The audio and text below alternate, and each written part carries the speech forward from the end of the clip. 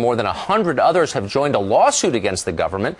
They say the government's doing little to help them in the aftermath of that shooting. Sergeant Alonzo Lunsford is one of those victims, and he's involved in the litigation. He joins us now live from Charlotte. Mr. Lunsford, thanks a lot for coming on.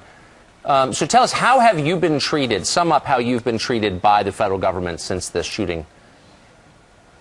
Well, actually, my treatment as of late has been kind of crazy. You know, it's basically as if we're like redhead stepchildren, as if what happened to us really doesn't matter. It's not showing a high level of importance. And those of us that are in the military, we're kind of being rushed out, and the benefits that we typically would receive if this was a combat event opposed to being called workplace violence is a huge difference. And it's more or less like a smack in the face of how we've been treated, considering the service that we have been given to our nation.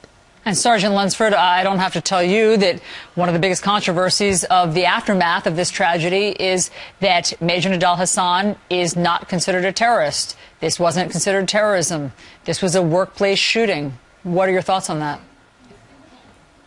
My thoughts on that is that's a lie. And let me tell you the reason why.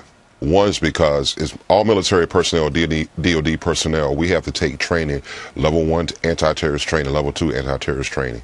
And in that training, they have the Fort Hood shooting as a terrorist act, 1. 2, that there's evidence from the Western report and also from the Ticking Time Bomb report that dictates that Major Hasan was following orders from Anwar al-Awlaki that was giving him permission to perform his jihad that day, which spawned the attack on the building at Fort Hood. So when you heard the shooter scream Allahu Akbar as he was pulling the trigger, as he began this, was there any doubt in your mind that he was motivated by religion and ideology as terrorists are?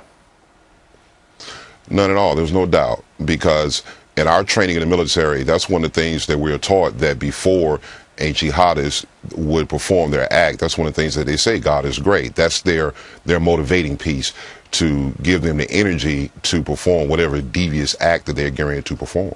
Sergeant Lunsford, you say that you want to make sure that the mistakes that led to this tragedy never happen again. So what do you want to see happen? Well, the individuals that were in charge of Major Hasan when he was at Walter Reed, they need to be held accountable. Not being held accountable by doing a lateral transfer from one department or one division to another. They need to be held accountable by showing dereliction of duty, not stepping up doing their job. The other thing is that we need to have better lines of communication between all the federal services, because FBI San Diego, FBI DC were tracking Major Hasan, but they did not let DOD know about the issues that was going on with this man, as well as if DOD did not let FBI know or Homeland Security know the issues that they were having with this man. Those are problems. Yes, they are. Sergeant Alonzo Lunsford joining us from Charlotte. Thanks very much, Sergeant. Thanks, Sergeant. You're welcome.